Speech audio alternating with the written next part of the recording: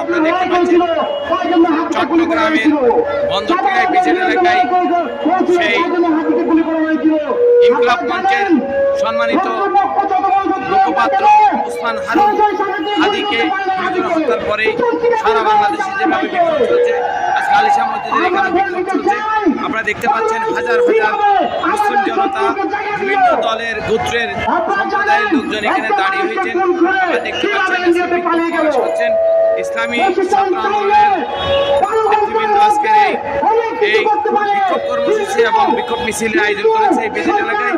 আমরা আপনাদেরকে দেখানোর চেষ্টা করছি এবং তাদের দাবি একটাই, সর্বস্তরের এই নেতৃবৃন্দ থেকে সর্বস্তরের দাবি অবিলম্বে খুনিকে দৃষ্টান্তমূলক শাস্তি দাবি করে ফাঁসির মঞ্চে এবং অস্ত্রে দমন করার জন্য সর্বস্তরের নেতৃবৃন্দকে আহ্বান করেছেন।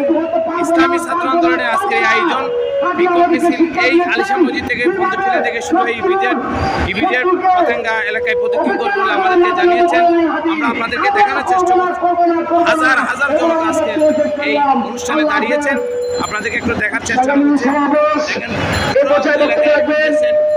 এই ইভিজেড এলাকায়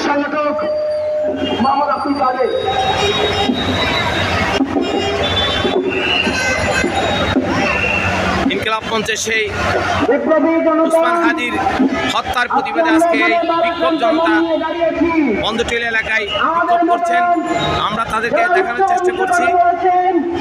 হাদির মতো যারা বুক পুড়িয়ে কথা বলেছেন তাদেরকে আজকে গুলি করে বাংলাদেশে মেরে ভারতে গিয়ে বলায়। এমন যদি হয় আপনি ভারত খুনিদেরকে দায়িত্ব দেন, বাংলাদেশ থেকে ভারতের বিরুদ্ধে যুদ্ধ ঘোষণা করা হবে। এই বাংলাদেশের মানুষ এক